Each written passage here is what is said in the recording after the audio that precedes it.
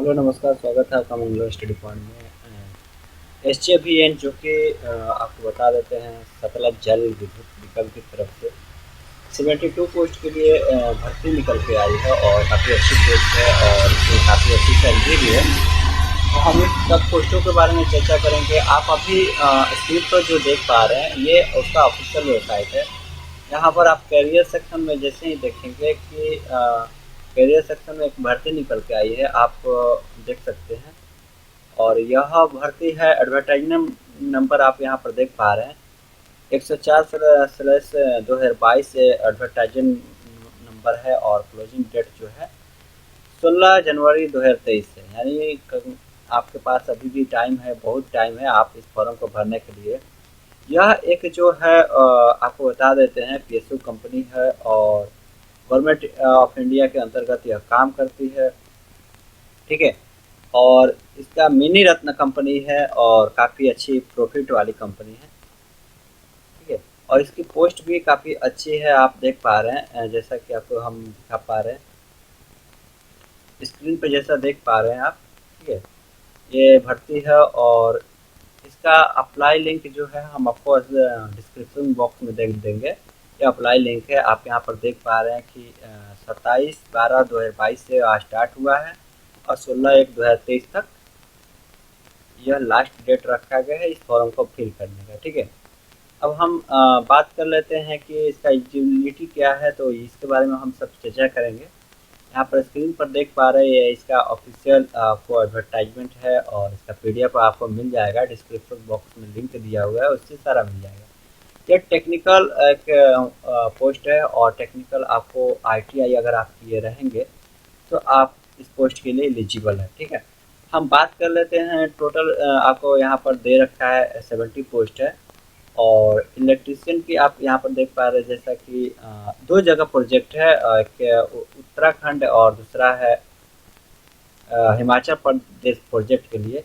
आपको इलेक्ट्रीशियन की जो पोस्ट है वो 35 हिमाचल प्रदेश के लिए और 5 पोस्ट उत्तराखंड के लिए। आईटीआई आपके पास होना चाहिए। ठीक है।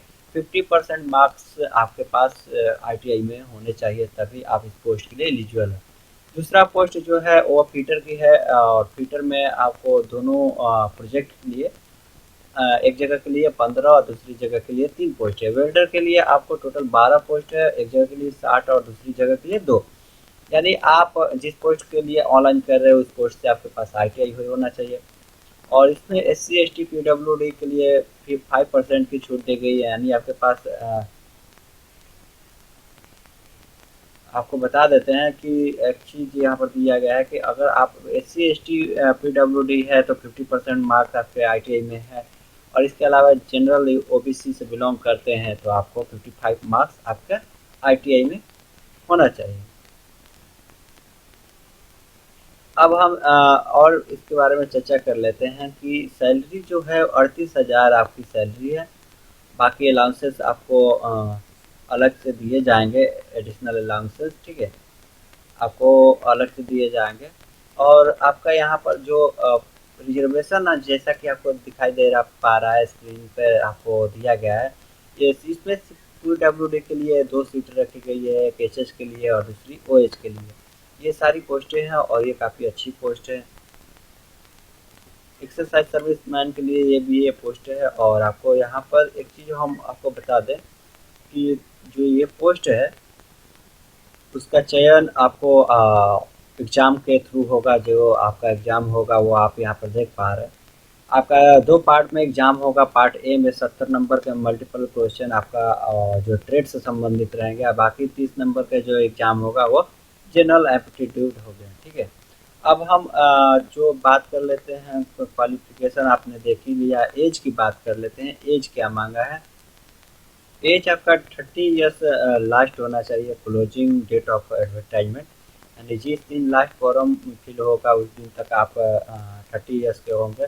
बाकी जो रिलैक्सेशन है वो आप उसके एरिया से बिलोंग करते हैं जहाँ पर यह प्रोजेक्ट है, तो उसके लिए आपको छूट दी गई है।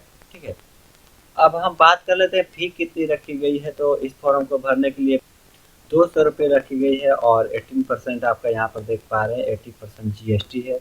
और SC ST कैटेगरी और PWD के लिए फी नहीं लगेगी। General, EWS and OBC candidate के लिए यह फी रखी गई है। अब हम एग्ज़ाम सेंटर की बात कर लेते हैं। एग्ज़ाम सेंटर कहाँ रखे जाएंगे?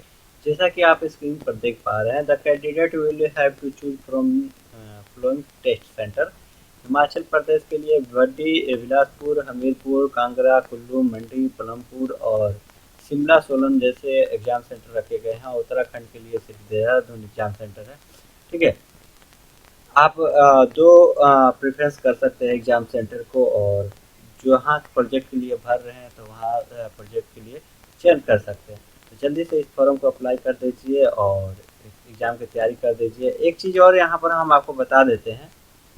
यहाँ पर आप देख सकते हैं कि यह एक जो भर्ती है ये कॉन्ट्रेक्चुअल भर्ती है। यहाँ पर देख पा रहे हैं, the engagement of candidate is purely temporary in nature and on contract basis for an initial period of 3 years. यानी आपको 3 इयर्स के लिए कॉन्ट्रैक्ट बनेगा और द कॉन्ट्रैक्ट पीरियड में फर्दर भी extended on yearly basis for 2 more year depending upon the work requirement and performance of the candidate। यानी अगर ज़रूरत पड़ती है प्रोजेक्ट को तो 2 वर्ष के लिए यह बढ़ाया भी जा सकता है। The contractual engagement will automatically be terminated on expiry of 36 months or on completion of extended period। For all the mentioned post, candidate should deposit prescribed educational qualification will are from an Indian university।